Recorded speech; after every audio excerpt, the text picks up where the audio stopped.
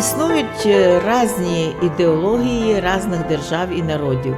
Чому загострюють увагу лише на одному з них, а ведь на двох? На цю тему я лише можу схоснуватися вже готовими трудами дослідників, напечатані в інтернеті. Ми їх ізучили. От одного із дослідників я сьогодні би міг і представити. Сьогодні існують, каже він, різних держав і народів. Чому кучка депутатів загострила увагу, як ви кажете, лише на одному з них або на двох, неясно. Так от, дослідники кажуть, які є в світі понятні для нас ідеології. Перше, сама головна в світі ідеологія американського міра. З їх показують демократію, і хто ту демократію не признає, нараз пливе шестий американський флот. Друге, не менш головна ідеологія австрійсько-германського міра, що у 30-х роках створила фашистсько-нацистську ідеологію і нею нищила мільйони європейських народів. Самих же німців також повбивали. 6 мільйонів українців пострадали від тої австрійсько-німецької ідеології їхнього міра. Ну а сьогодні та ідеологія вже полонила всю Європу. Без війни добралися, звісно, на повне загарбання, як пише дослідник, і до України. На третьому місці поклав дослідник по відношенню до України сама головна і сама загрозлива ідеологія – це ідеологія польського міра. Ідеологія Речі Посполитої. Держава, що планується відродитися за рахунок власне втрати самостійності України. Відкрито претендуючи колись на свою, як пишуть поляки, деякі Галичину. Оце і є саме небезпечна ідеологія польського міра. Поляки вже публічно роздають галичанам, ніби великим патріотам України, під видом карти поляка своє громадянство.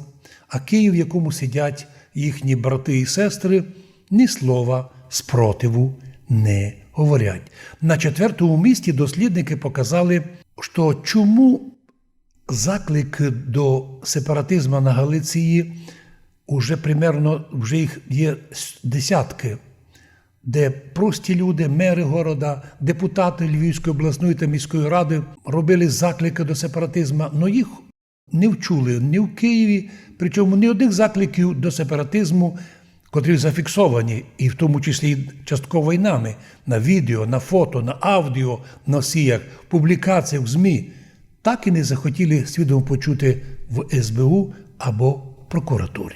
Навпаки, коли у Львові їхня обласна рада приймала рішення з закликами до сепаратизму, а маємо на це і аудіо, і відео, особливо красиві фотки, там які у них транспаранти, спецслужби, на нашу думку, відрядили галицьких журналістів шукати сепаратизм в Закарпатті, в Ужгороді під Православний собор. Смішно, звісно, але п'ятий пункт поставили дослідники.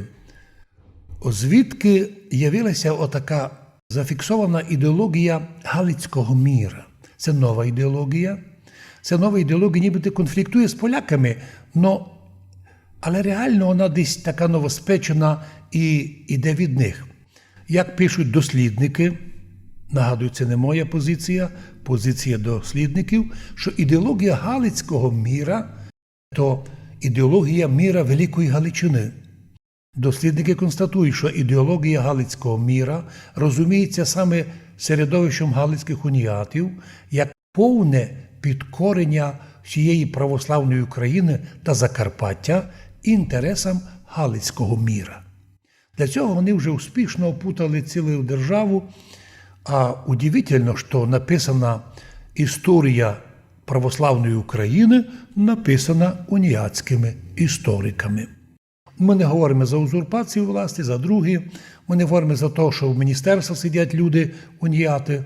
Навіть, дивіться, всі галицькі високопосадовці уніати пішли просити православну віру у Константинопольського патріарха православного. І так пишуть всі дослідники. Ідеологія галицького міра – це ідеологія узурпації всіх, хто до галицького міра не належить. Шестий пункт, кажуть вони, згадаємо із ідеологією руського міра зі сторони висловлювань російських політиків, депутатів чи журналістів, але не зафіксованих у законодавстві їх, бо в числі офіційної законодавчо визнаної ідеології «руський мір» у них не значиться. По крайній мірі, так кажуть дослідники. На самим пунктом покали такое. Не будемо забувати з ідеологію мадярського міра, міра Великої Мадярщини. 8 пункт. Не забудемо ідеологію румунського міра, Великої Румунії, що відкрито претендує на частину Буковини, Одеської області і навіть на всю Молдавію, пишуть історики. 9 пункт. Не забудемо, пишуть вони, ідеологію болгарського міра, Господи, великої та вічно бідної Болгарії, яка також претендує на територію суміжних держав. Так, наприклад, вона до сих пор не визнає право народу македонців, северних македонців, мати свою древню національність, свій язик, культуру і свою навіть державність. Донині не визнають. Офіціальна позиція Болгарії, що македонці – це відка болгарського народу. Ну точно так, як в Україні. До сьогодні не визнають ні в Києві, ні в Львові. У Європі визнано русинську національність, видаючи її нібито за українську, що колись перебувала в Австро-Мадярщині, но самих людей не звідають.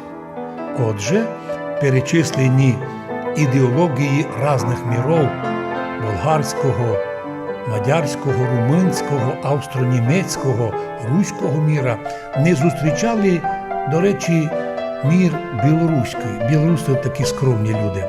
Які мудрі дослідники, які нам цю ситуацію змалювали.